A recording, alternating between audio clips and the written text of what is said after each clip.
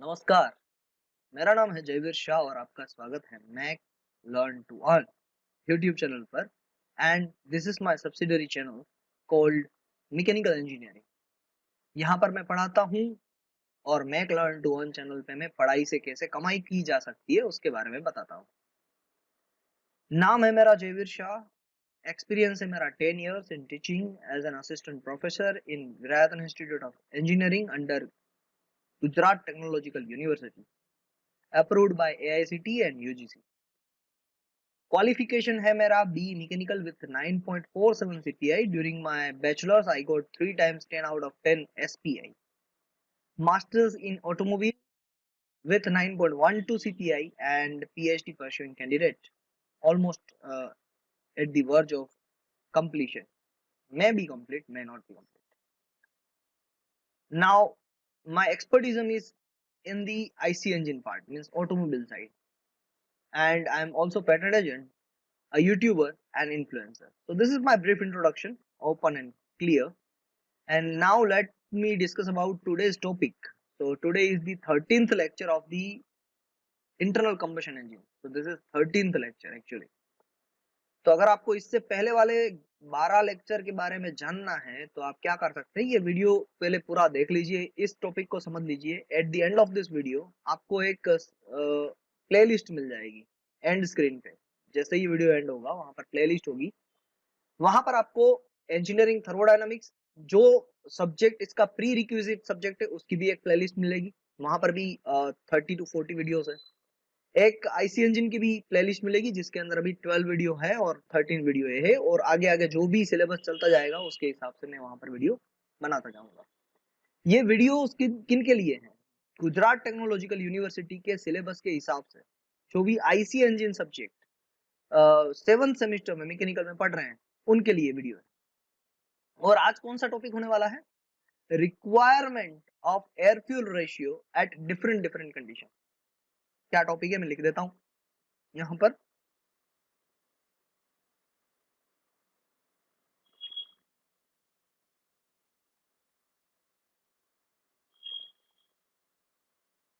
Requirement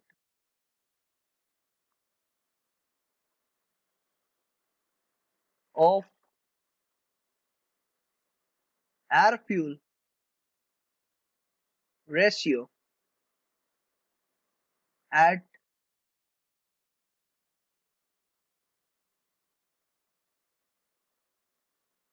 different condition.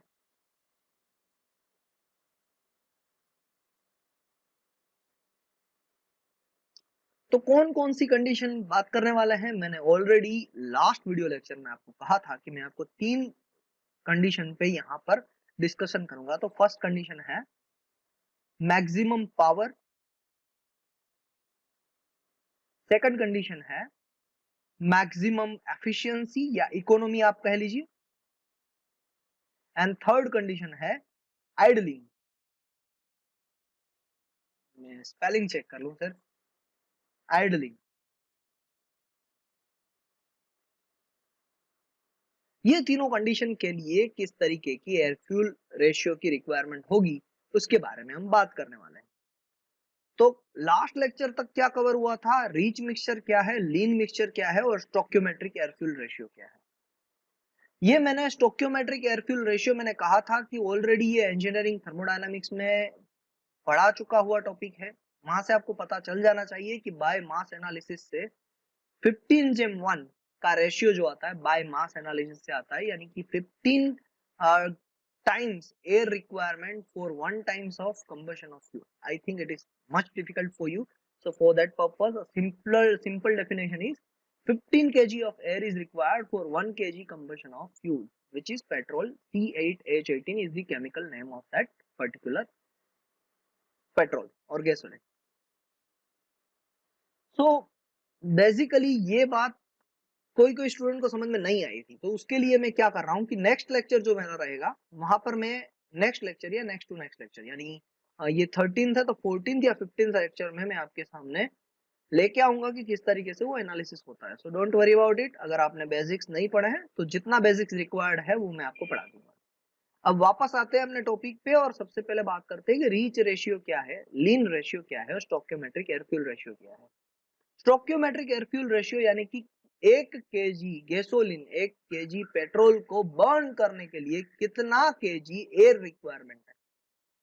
तो आप समझेंगे एयर की रिक्वायरमेंट क्यों होती है। एयर की रिक्वायरमेंट इसलिए होती है क्योंकि एयर के अंदर ऑक्सीजन एंड नाइट्रोजन है और ऑक्सीजन किसी भी चीज को कंबशन करने के लिए चाहिए, किसी भी चीज को कंबशन करने के लिए ऑक्सीजन चाहिए। Oxygen is the foremost thing. तो ऑक्सीजन कहां से मिलेगा, एयर में से मिलेगा। इट मींस गैसोलीन को जलने के लिए, गैसोलीन को कंबशन होने के लिए एयर की रिक्वायरमेंट जरूरी है और केमिकली ये प्रूव्ड है। It is theoretically proved scientifically proved that theoretically it requires 15:1 ratio.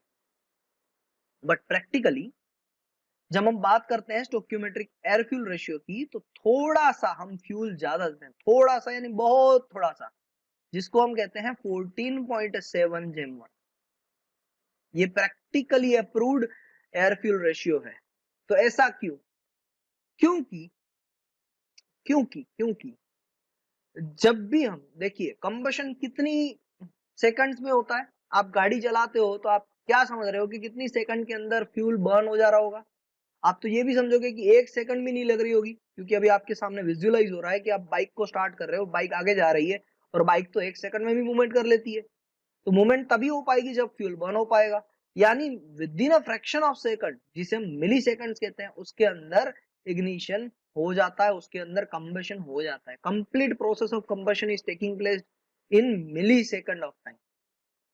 तो मिली सेकंड में एयर और फ्यूल अगर एग्जैक्ट अमाउंट में हम प्रोवाइड करेंगे, जैसे कि 15 kg ऑफ एयर प्रोवाइड की और 1 kg ऑफ फ्यूल प्रोवाइड किया, तो वो सारी चीजें एक दूसरे को मिक्स अच्छी तरीके से नहीं कर पाएगी। यानी सभी फ्यूल पार्टिकल्स के लिए एयर की मात्रा अवेलेबल नहीं रहेगी। That's why this practical ratio comes somewhat richer than the stoichiometric air fuel ratio।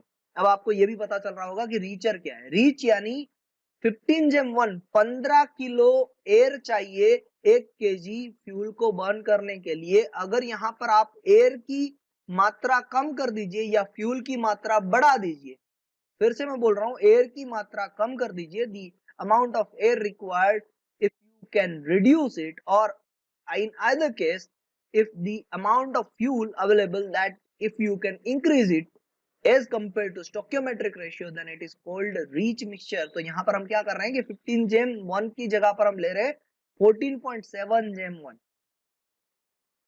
देखिए एयर और फ्यूल का रेशियो जो होता है ना, इसी तरीके से होता है। एयर फ्यूल रेशियो यानी यही होता है, एयर डिवाइडेड बाय फ्यूल। तो एयर अगर स्टोइकोमेट्रिक ये है 15/1, ये थियोरेटिकली है, मगर प्रैक्टिकली क्या हो रहा है 14.7/1। और मैंने आपको इसका रीजन भी बताया कि क्यों ये 14.7/1 है, क्योंकि जो प्रैक्टिकल सिचुएशन में जो कंबशन टेक प्लेस हो रहे हैं वो मिली सेकंड में हो रहे हैं और एयर और फ्यूल को मिलने के लिए जगह नहीं मिल रही। तो क्या करना पड़ेगा, हमें फ्यूल थोड़ा सा ज्यादा देना पड़ेगा ताकि हमारा कंबशन स्पेसिफिक अमाउंट में हो पाए, स्पेसिफिक अमाउंट में हम पावर प्रोड्यूस कर पाए। So that is the reason, that's why 14.7 is considered as a practically stoichiometric air fuel ratio। ये बात होगी क्लियर। अब ये ग्राफ में हमने ये समझ लिया कि एयर फ्यूल रेशियो क्या है, ये चीज हमने समझ ली। और इसको लेमड़ा, काफी टाइम लेमड़ा से रिप्रेजेंट किया जाता है। तो लेमड़ा 1 इज इक्वल टू, इसको क्या कहते हैं, लेमड़ा। और लेमड़ा की वैल्यू इसमें कितनी रहती है, 1। लेमड़ा 1 की वैल्यू रहती है एक is equal to 14.7 divided by 1 air fuel ratio. तो lambda is nothing but air fuel ratio का रिप्रेजेंटेशन है। काफी बुक में यूज किया जाता है, काफी रिसर्च पेपर भी आप पढ़ेंगे तो लैम्बडा करके वहां पर सिंबल डिनोट किया जाएगा। रिसर्च पेपर पढ़ने के लिए आपको ऐसे स्पेसिफिक ग्राफ की ये समझ होनी चाहिए कि कौन से नोमेनक्लेचर को रिप्रेजेंट किया जा रहा है। ओके, चलिए ये तो बात आराम से हो गई। तो ये स्टोइकोमेट्रिक एयर फ्यूल रेशियो का चार्ट है and that is the ideal case. Ideal है, स्टोइकोमेट्रिक कहां पर है, ये लाइन पर है। ओके, तो हमने एक्स एक्सिस तो समझ लिया, अब वाई एक्सिस भी समझ लेते हैं। तो वाई एक्सिस पे क्या है, यहाँ पर पावर है, और हमारी सबसे पहली कंडीशन भी क्या है, पावर है। पावर, ताकत, पावर, पावर है। ओके, तो पावर के लिए देखिए, मैक्सिमम पावर के लिए कंडीशन क्या है, यहां पर देखिए, मैक्सिमम पावर के लिए rich mixture is required.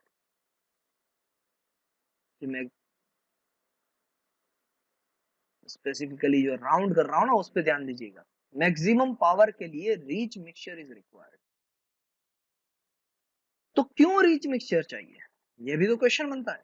Why rich mixture is required and how much rich, ये भी तो क्वेश्चन होता है। पी मैक्सिमम, मैक्सिमम पावर के लिए कैसा मिक्सचर चाहिए, रिच मिक्सचर चाहिए। और यहां पर लिमिट भी दी गई है।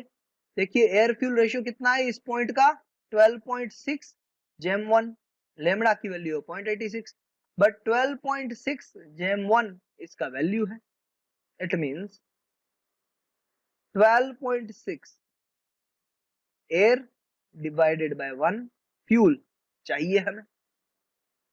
इतना रीच कर सकते हैं हम।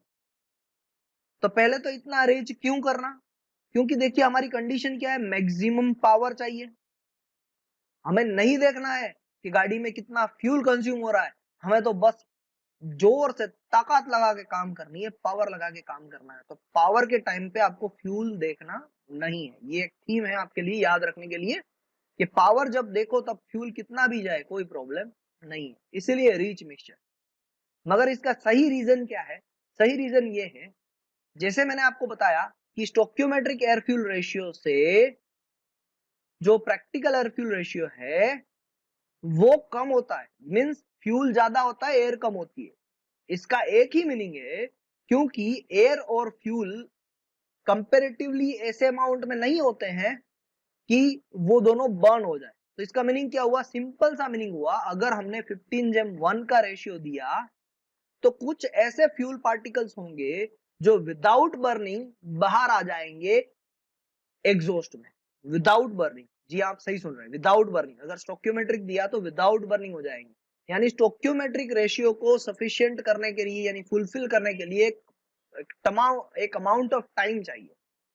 अगर उसको अमाउंट ऑफ टाइम नहीं दिया गया, अगर यही चीज को मैं अगर पेट्रोल को एक बीकर में लेके उसको जलाऊं तो 15:1 जल जाएगा, कंप्लीट जल जाएगा, कोई प्रॉब्लम नहीं होगी। मगर उसको टाइम लगेगा 3 सेकंड, 4 सेकंड, 5 सेकंड, और उतना टाइम हमारे पास नहीं है कंबशन टेक प्लेस करने के लिए। इसीलिए 14:7 का रेशियो लिया, क्योंकि वहां पर कम टाइम होगा तो भी चलेगा, बहुत ज्यादा टाइम नहीं लगेगा कंपेरेटिवली 15:1 के हिसाब से। उसी केस में आगे बढ़ते हुए, अगर हमने थोड़ा सा और ज्यादा फ्यूल ले लिया, थोड़ा सा और रिच मिक्सचर ले लिया, 12.6 जेम 1 यानी 12.6 time kg of air for 1 kg of combustion of fuel, तो डेफिनेटली यहां पर फ्यूल की अमाउंट ज्यादा है as compare to required air amount. तो इसको रिच मिक्सचर कहेंगे हम। और रिच मिक्सचर में क्या होगा कि फ्यूल जितना भी प्रोवाइड किया जाता है उस पावर के लिए, उस पावर के लिए, मैक्सिमम पावर के लिए, तो हमें यहां से मैक्सिमम पावर मिलेगा, रादर देन हमें जो कम पावर मिल सकता है उसके हिसाब से, क्योंकि फ्यूल इतने अमाउंट में तो बर्न होगा ही कि वहां से मैक्सिमम पावर मिल पाए। अब यहां पर बात आती है कि ओवर रीच हो गया, तो ये तो 12.6 है, सपोज मैंने इसको 10 डिवाइडेड बाय 1 कर दिया, तो ओवर रीच क्यों नहीं कर सकते, क्यों 12.6 पे हम इसको लिमिट कर रहे हैं। तो देखिए कि जैसे मैंने आपको कहा कि ओवर रीच करने से क्या होगा, अभी देखिए कि 1 kg ऑफ फ्यूल के लिए कितना केजी एयर अवेलेबल है, 10 केजी अवेलेबल है, चाहिए उसको कितना, 14.7 चाहिए। तो इसका मीनिंग है कि बहुत सारा फ्यूल एग्जॉस्ट में ऐसे ही बचने वाला है। और फ्यूल एग्जॉस्ट में अगर बचेगा, फ्यूल एग्जॉस्ट में से अगर बाहर आएगा, तो इसका मीनिंग हुआ कि इनकम्प्लीट कंबशन हुआ।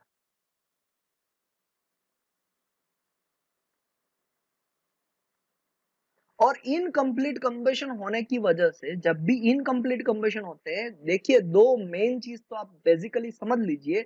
जब भी फ्यूल का कंप्लीट कंबशन होगा तो CO2 प्रोड्यूस होगा, कार्बन डाइऑक्साइड, वो ज्यादा इफेक्ट नहीं करेगा एनवायरमेंट को, क्योंकि उसको वापस यूटिलाइजेशन हो सकता है उसका। बट एक टॉक्सिक गैस होता है जिसका हमें ध्यान रखना चाहिए। जो टॉक्सिक गैस है हमारे पास वो है CO एमिशन, CO।